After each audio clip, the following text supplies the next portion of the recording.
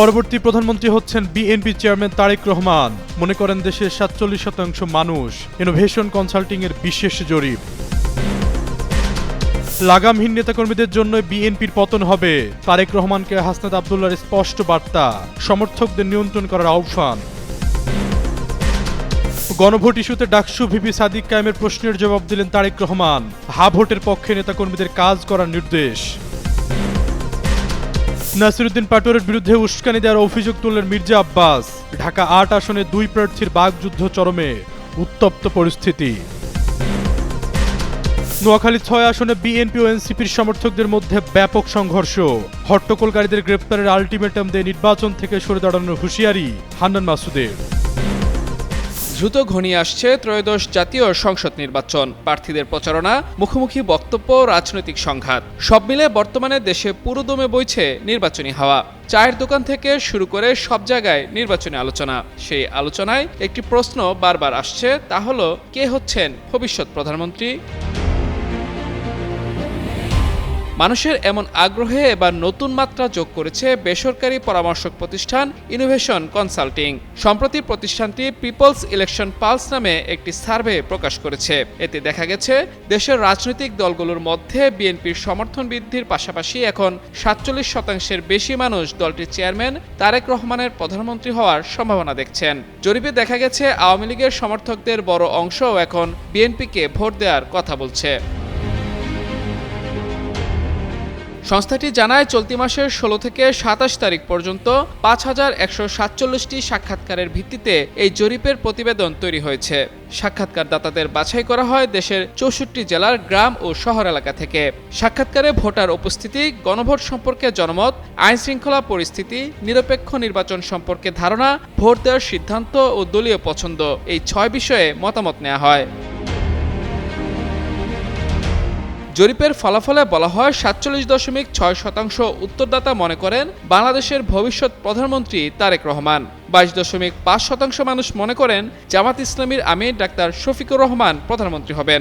এছাড়া জরিপে অংশ নেওয়া ২.৭% নাহিদ ইসলামকে ভবিষ্যৎ প্রধানমন্ত্রী হিসেবে উল্লেখ করেন।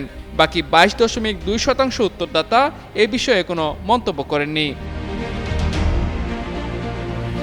এদিকে জুলাই অভ্যুত্থানে ক্ষমতাচ্যুত আওয়ামী লীগ আগামী ১২ ফেব্রুয়ারি নির্বাচনে অংশ নিতে পারছে না। তাই জরিপে দলটির ভোটারদের ৩২.৯% বিএনপিকে ভোট দেওয়ার সম্ভাবনা প্রকাশ করেছে।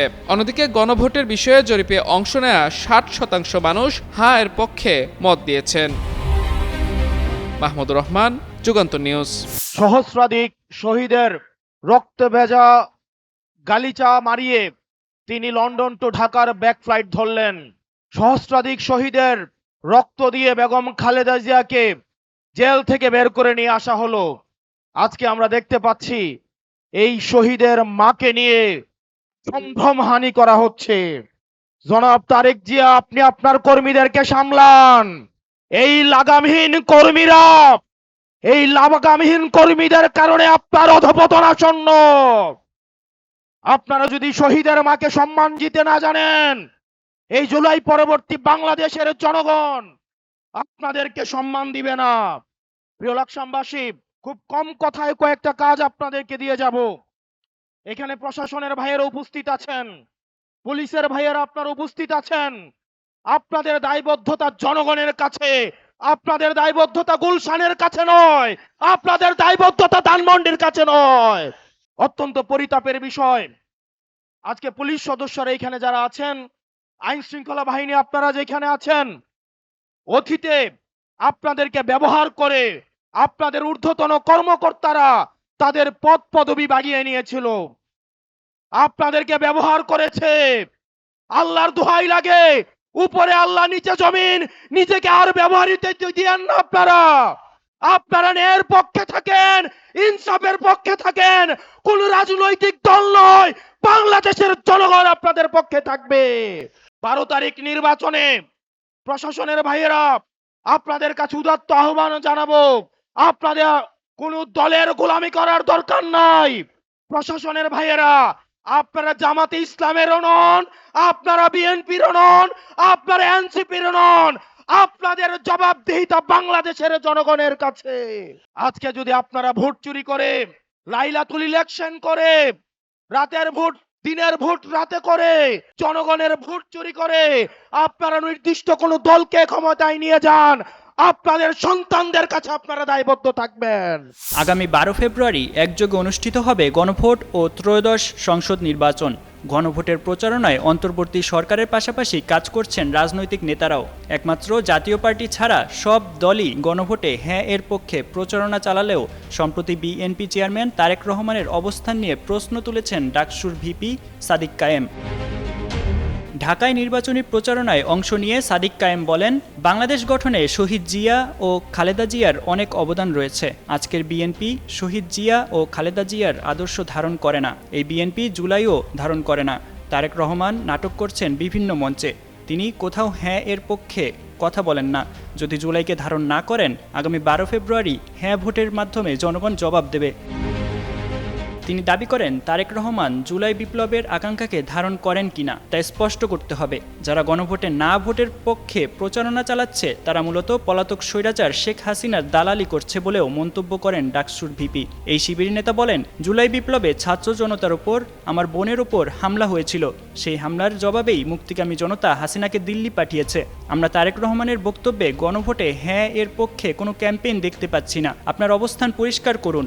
আপনি কি জুলাইকে ধারণ করেন নাকি এই ফ্যাসিবাদী কাঠামোকে রুখে দিতে চান?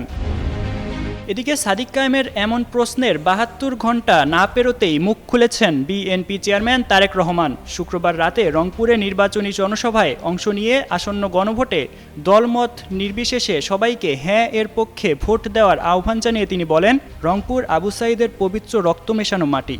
এখানে আবু সাঈদ ও ওয়াসিম সহ প্রায় 1400 শহীদ যে স্বপ্ন নিয়ে জীবন উৎসর্গ করেছেন, সেই জুলাই সনদ রক্ষা করা আমাদের নৈতিক দায়িত্ব।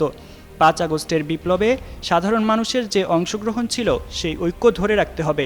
নিশিরাত বা ডামি নির্বাচনের দিন শেষ উল্লেখ করে তিনি জনগণকে অধিকার প্রয়োগে সজাগ থাকার আহ্বান জানান। রংপুরের উন্নয়ন পরিকল্পনা তুলে ধরে বিএনপি চেয়ারম্যান বলেন, রংপুরকে অনেকে গরিব অঞ্চল বললেও এটি আসলে অত্যন্ত সম্ভাবনাময় একটি এলাকা। আমাদের লক্ষ্য রংপুরকে ঢেলে সাজানো। এখানে কৃষিজাত পণ্যের শিল্প কারখানা গড়ে তোলা হবে এবং ব্যবসায়ীদের বিশেষ সুবিধা দেওয়া হবে, যাতে ব্যাপক কর্মসংস্থান সৃষ্টি হতে পারে। সাব্বির হোসেন সাকিব, যুগান্তর নিউজ। যেখানেই যাচ্ছেন সেখানেই তোপের মুখে পড়ছেন নাসিরউদ্দিন পাটোয়ারি। রাজনীতির মাঠে অনেকটা ধূমকেতুর মতো তার আবির্ভাব। লড়ছেন জাতীয় নির্বাচনে, তাও আবার মির্জা আব্বাসের মতো বিএনপির বাঘা নেতার বিরুদ্ধে। মাঠে নেমে এক চুলো ছাড় দিয়ে কথা বলছেন না, কথায় কথায় মির্জা আব্বাসকে মাফিয়া বানাচ্ছেন। ভোটারদের প্রতিশ্রুতি দিচ্ছেন চাঁদাবাজি বন্ধের। এসব ছাপিয়ে নাসিরউদ্দিন আলোচনায় ডিম আর ময়লা পানি ছোড়া নিয়ে।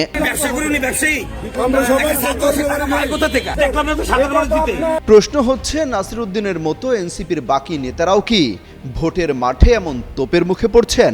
এখন পর্যন্ত গণমাধ্যমের খবর অনুযায়ী এতটা তোপের মুখে নেই অন্য কোনো প্রার্থী। তাহলে টার্গেট কেন নাসিরউদ্দিন? উত্তরটা নাসিরউদ্দিনের সামনেই দিয়েছেন বিএনপির কর্মী সমর্থকরা। তাদের আক্ষেপ, নাসিরউদ্দিনের আক্রমণাত্মক কথার কারণে তাকে যেখানে সেখানে ধরা হচ্ছে।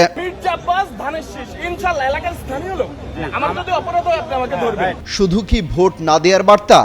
নাসিরউদ্দিনের বাড়ি কোথায়, তিনি কিভাবে ঢাকা 8 আসনে এসেছেন, বন্যার্থদের ত্রাণের টাকা কোথায় গেছে, এমন নানা প্রশ্নে জর্জরিত করার চেষ্টা করা হচ্ছে প্রতিনিয়ত। আপনার বাড়ি কোথায় জিজ্ঞেস করি? কুমিল্লাতে ঢাকা কিভাবে আসলেন? আমি যে বন্যাগ্রস্ত মানুষকে টাকাটা দিছি, সে টাকাটা সঠিক পথে যাই নাই। সেই টাকাটা কোথায় গেল? যদিও অনেক সময় ঠান্ডা মাথায় পরিস্থিতি সামলে নেওয়ার চেষ্টাও করছেন নাসিরউদ্দিন পাটোয়ারি। এর আগে ময়লা পানি এবং ডিম ছুঁড়ে মারা হয় তার গায়ে। সবশেষ মঙ্গলবার শান্তিনগর এলাকায় তার গায়ে ডিম ছুঁড়ে মারা হয়। এমনকি তাকে অবরুদ্ধ করে ভুয়া ভুয়া স্লোগানও দেওয়া হয়। এর সবই জানা মির্জা আব্বাসেরও। তাই তো ডিম মারার ঘটনাকে হেসেই উড়িয়ে দিলেন মিস্টার আব্বাস। এমনকি তাকে উস্কানি দেওয়া হচ্ছে বলেও অভিযোগ করেছেন।